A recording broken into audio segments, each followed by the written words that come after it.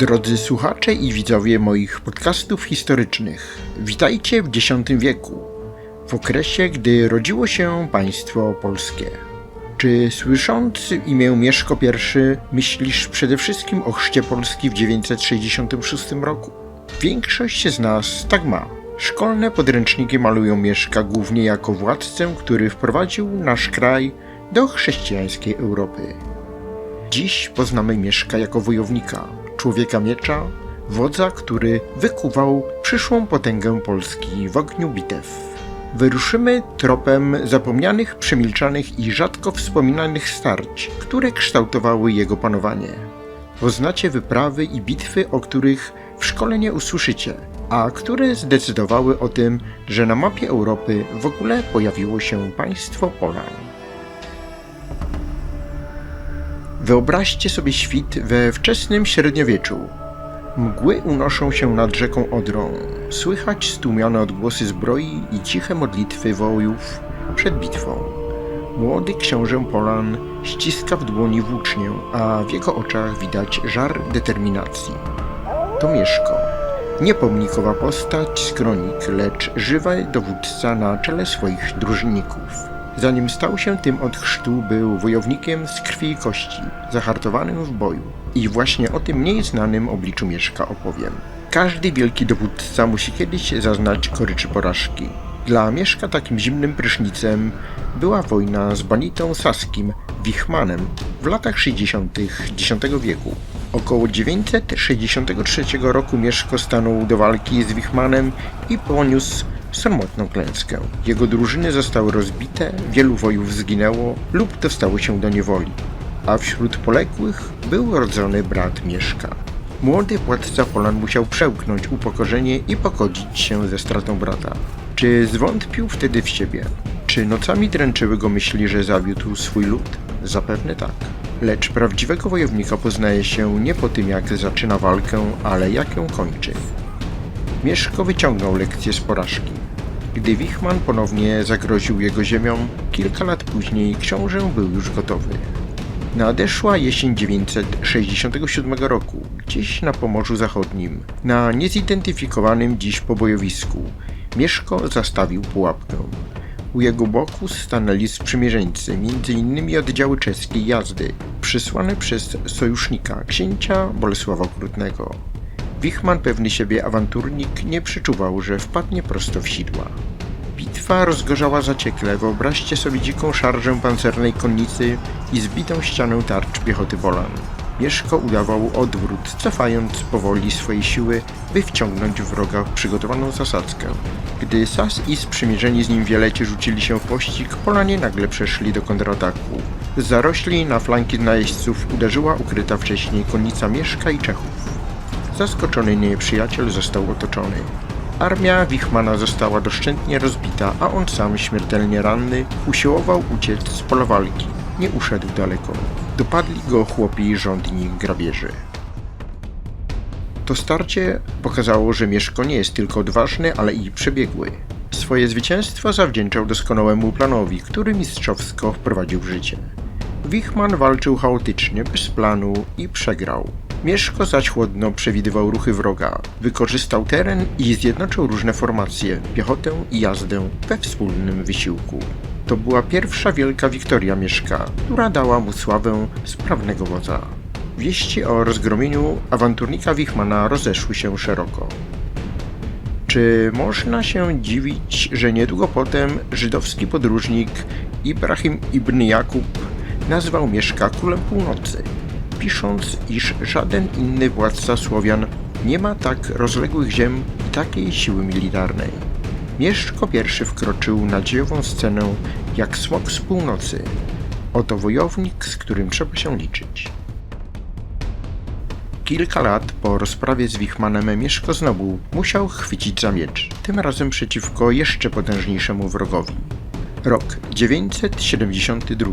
Odra stanowi zachodnią rubież młodego państwa Polan. Na horyzoncie pojawia się kurz. To margrabia marchi łużyckiej Chodon prowadzi rycerstwo niemieckie na ziemię Mieszka. Dlaczego zaatakował?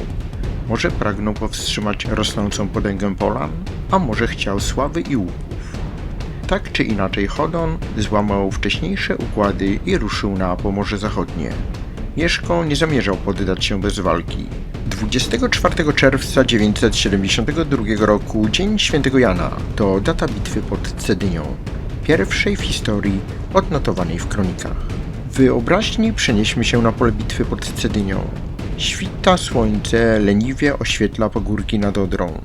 Po jednej stronie rzeki obóz Chodona, kilkuset opancerzonych rycerzy w ciężkich zbrojach, kilka tysięcy pieszych wojów, zapewne także słowiańskich najemników. Po drugiej stronie Mieszko, zbrojny w kolczugę, dowodzący nieco mniejszą siłą, za to złożoną z ruchliwej piechoty i celnych łuczników, obeznanych w terenie. Przeprawa na Odrze, oto gdzie wszystko się rozstrzygnie. Mieszko dzieli swoje siły na 3 części. Prawdopodobnie Niemcy zajęli przeprawę. Mieszko wciąga Chodona w pułapkę i symuluje odwrót. Niemcy myślą, że Polanie uciekają. Rozpoczyna się pościg. Chodon przekracza Odrę i gna za rzekomo uciekającym Mieszkiem w kierunku Cedynii. Czy plan się powiedzie? Wydaje się, że Chodon odnosi łatwe zwycięstwo. Polska straż tylna rozpędzona, przeprawa opanowana. Rycerstwo niemieckie pędzi naprzód, ale ich szyk zaczyna się rwać. Zbyt szybko postępują. Piechota nie nadąża i wtedy następuje cios. Na sygnał rogu ze wzgórza spada grad strzał. Z ukrycia wychodzą oddziały Czcibora. Polscy wojownicy runęli z góry na zaskoczonych Niemców. Historyk Dietmar zanotował, że starcie miało 2 etapy. Pierwsze wygrali Niemcy, drugie Polacy, sugerując, że początkowo przewaga Chodona obróciła się w katastrofę. Inni kronikarze wspominają, że Mieszko zwyciężył za pomocą sztuczki, czyli podstępu. Tak pisał święty Brunon z Kwerfurtu. Zwycięstwo jest zupełne. Podobno z pogromu ocalał tylko sam Chodon i garstka jego rycerzy, którzy zdołali rzucić się do ucieczki. Reszta wojska najeźdźców legła trupem lub dostała się do niewoli. Mieszko rozniósł w pył armię Chodona pod Cedynią, pokazując całej Europie, że młode państwo Polan potrafi obronić się przed niemieckim najazdem. Możemy sobie wyobrazić, jakie wielkie musiało być zdumienie na dworze cesarza Ottona I, gdy dotarła tam wiadomość, że jakiś słowiański książę z północy rozbił siły cesarskiego margrabiego. Warto dodać, że po wygranej Cedynii Mieszko nie spoczął na laurach. Wręcz przeciwnie, ruszył za ciosem. Wykorzystując osłabienie wroga, zaczął systematycznie poszerzać swoje władztwo na północy i zachodzie. Historycy sądzą, że właśnie po roku 972 rozpoczęła się ekspansja Polan na Pomorze Zachodnie. Krok po kroku Mieszko zajmował grody nad Bałtykiem, Kołobrzeg, Białogard. Tam jego drużyny dotarły najpóźniej, w połowie lat 80. X wieku. Pomorze drżało przed jego imieniem. Tylko legendarna, bogata wyspa Wolin oparła się pełnej aneksji. Być może Mieszko objął nad nią jedynie luźne zwierzchnictwo, bo tamtejsi żeglarze i kupcy mieli własną dumę i siłę. Jednak większość terenów nad Odrą i Bałtykiem uległa potędze Piastów. Mieszko I stał się panem znacznej części Pomorza, zapewniając Polsce dostęp do morza i kontroli nad szlakami handlowymi. Zatrzymajmy się na moment. Mamy koniec lat 70. X wieku. Mieszko odnosi zwycięstwo za zwycięstwem. Pokonał Wichmana, pokonał Chodona. Ale na horyzoncie rysuje się nowe wyzwanie. Polityka bywa jak gra w szachy. Czasem trzeba zmienić sojusze, poświęcić jedną figurę, by wygrać całą partię. Mieszko to rozumiał doskonale. Dobrawa jego czeska żona, dzięki której Polska przyjęła chrzest, umiera w 977 roku. Sojusz z Czechami słabnie, a równocześnie na zachodzie umiera cesarz Otton I. Nowy cesarz Otton II nie zapomniał klęski Chodona. Nadciąga kolejne niebezpieczeństwo. Rok 979. Cesarz Otton II gromadzi armię i rusza na wschód, by ukarać niesfornego Mieszka. To już nie samowolny margrabia, to sam władca imperium zmierza przeciw Polanom. Jak myślicie, czy Mieszko drżał ze strachu? A może przeciwnie, zagrał wabank. Nasze kroniki milczą o szczegółach tej kampanii. Owiana jest mgłą tajemnicy. Wiadomo tylko, że cesarz dotarł gdzieś do granic państwa Polan i nic wielkiego nie osiągnął. Mieszko przygotował się zawczasu. Ponoć wzmocnił grody, obsadził załogi, być może zastosował taktykę spalonej ziemi. Gdy cesarskie chorągi wkroczyły na ziemię polskie, zastały pustkę i płonące zapasy. Nawet pogoda sprzysięgła się przeciwko Niemcom. Kronikarze wspominają, że ulewy i błoto, a potem śnieg zatrzymały pochód Ottona II, zmuszając go do odwrotu. Możemy sobie wyobrazić tego władcę, jak z wściekłością zawraca swoje rycerstwo, mokre strzępy proporców. Rycerze grzęznący z końmi w błotach i śniegu Wielkopolski. Cesarz wrócił z niczym. To zwycięstwo bez bitwy było może mniej widowiskowe, ale równie znaczące. Polska obroniła swoją niezależność, a Mieszko, zamiast popadać w samozachwyt, knuje dalej swoją polityczno-wojenną rozgrywkę. Wie, że samotnemu władcy trudno przetrwać. Między młotem a kowadłem z jednej strony cesarz, z drugiej coraz bardziej nieufni Czesi. Na północy groźni wikingowie duńscy. Trzeba szukać sojuszników. Najpierw zaskakujący ruch na północy. Około 982 roku Piast zawiera przymierze ze Szwecją. Tak, ze skandynawskim królem Erykiem Zwycięskim. Wrogowie naszych wrogów stają się naszymi przyjaciółmi. Mieszko chce ochronić dopiero co zdobyte Pomorze przed zakusami Duńczyków, którzy od dawna ostrzyli sobie zęby nad kontrolą Bałtyku.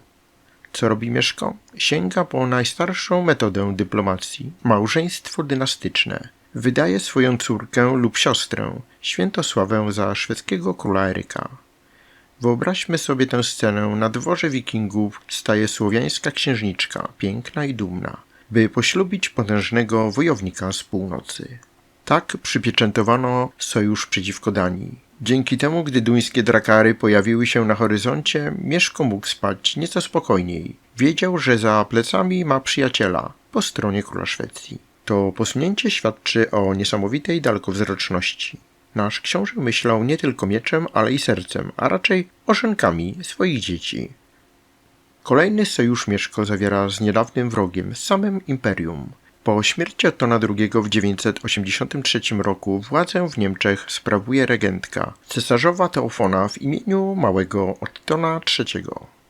Mieszko dogaduje się z nią, bo mają wspólny problem – zbuntowanych pogańskich Słowian połapskich, tych samych, których częścią byli niegdyś Wieleci Wichmana. Plemiona te żyją między Odrą a Łabą, zerwali zależność od cesarstwa i zagrażają zarówno Niemcom, jak i Piastom.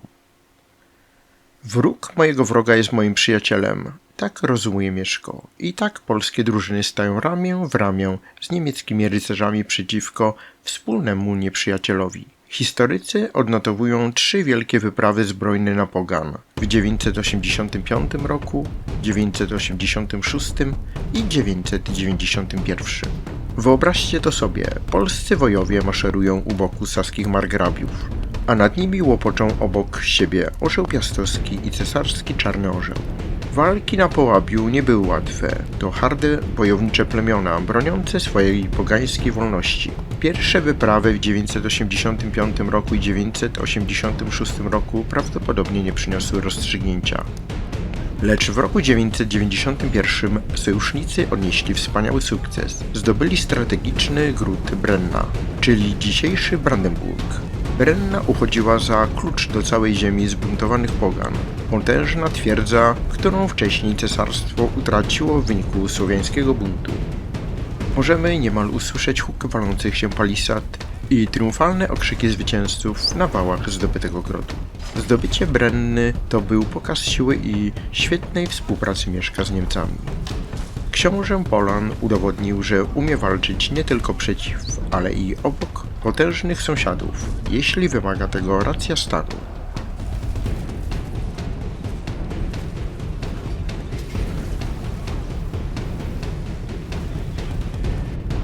Nadszedł czas na ostatni akt wojennej symfonii Mieszka I. Sojusze zawarte, granice zabezpieczone, armia zahartowana w bojach. Pozostał konflikt z Czechami, dawnymi szwagrami, z którymi drogi się rozeszły. Już od śmierci Dobrawy relacje z Pragą się psuły. Czechy, rządzone przez księcia Bolesława II Pobożnego, krzywo patrzyły na rosnącą potęgę Polan. Iskrzyło o wpływy o ziemię na południu. Mieszko miał chrapkę na bogate ziemie, które kiedyś należały do państwa wielkomorawskiego. a obecnie część trzymały Czechy. Śląsk i Małopolska, tam kierował swój wzrok wódz Polan. To była prawdziwa kulminacja kariery wojennej Mieszka. Obie strony szykowały się na wielkie starcie. Bolesław Czeski sprzymierzył się z pogańskimi Wieletami, tak tymi samymi, których Mieszko z cesarzem właśnie gniótł na zachodzie. Nagle dawni sojusznicy Mieszka stali się wrogami. Ironia losu. A co robi cesarzowa Teofona? Wysyła Mieszkowi posiłki. Niemieccy rycerze wyruszają, by wesprzeć polskiego sojusznika. Niestety czeski książę Bolesław Pobożny sprytnie odciął te posiłki. Osaczył Niemców gdzieś po drodze, w kraju słupiany na Łużycach, i zmusił do odwrotu. Mieszko został sam na sam z wrogiem. Sytuacja wydawała się groźna. Od południa nadciągały wojska czeskie, wsparte przez oddziały Wieletów, żądnych rewanżu. Czy Polanie ugną się pod zmasowanym atakiem? Wyobraźmy sobie Mieszka nad Odrą, gdzieś w okolicach Krosna Odrzańskiego. To tam, według badaczy, książę Polan zastąpił drogę nieprzyjaciołom. Zapewne wybrał dogodne miejsce. Rzeka z jednej strony, bagna z drugiej, tak by utrudnić wrogom manewry. Czasem najlepszą strategią jest nie zaatakować, lecz wyczekać. Mieszko kontrolował przebieg wypadków niczym wytrawny szachista. Czesi i Wieleci ciągnęli od południa, ale nie zdołali wedrzeć się w głąb Polski. Wszędzie czekały ich bronione przeprawy, zaopatrzone grody i czujne straże. Wróg próbował obejść obronę na próżno. Gdzie nie spojrzeli, tam połyskiwały włócznie drużynników piastowskich. W końcu najeźdźcy stracili impet i musieli nawrócić z kwitkiem, nie osiągnąwszy niczego. Ale Mieszko nie zamierzał poprzestać na obronie. Przeszedł do ataku. Skoro Bolesław Czeski chciał wojny, to ją dostał. Jeszcze w 990 roku polskie oddziały wkroczyły na Śląsk. Tamtejsze grody, Wrocław, Opole, Głogów, jeden po drugim zaczęły przechodzić w ręce Mieszka. Piastowski orzeł zatknął sztandary nad Odrą aż po Sudety. Śląsk, bogata kraina pełna pól, grodów i rzemieślników, stała się częścią państwa Mieszka. W ślad za tym fale uderzeniowe dotarły do Małopolski. Już kilka lat wcześniej Mieszko próbował rozszerzyć tam swoje wpływy. Być może zdobył część ziemi sandomierskiej w latach 70. i X wieku, ale teraz sięgnął po klejnot, Kraków. Historycy sądzą, że około 989 roku Kraków wraz z zachodnią Małopolską został włączony do państwa Piastów. Jeśli to prawda, to właśnie pod koniec swojego życia Mieszko domknął wielkie dzieło, zjednoczył Wielkopolskę, Śląsk, Małopolskę i Pomorze Zachodnie pod jednym berłem. Powstało państwo polskie, mniej więcej w zasięgu, jakie znamy dziś. Gdy umarł w 992 roku, zostawił następcy potężne, rozległe państwo, zdolne stawić czoła każdemu wrogowi. Jego syn Bolesław Chrobry otrzymał w spadku organizm gotowy do dalszej ekspansji i wkrótce uczynił z niego królestwo. Ale to już inna historia. Do usłyszenia w kolejnym odcinku.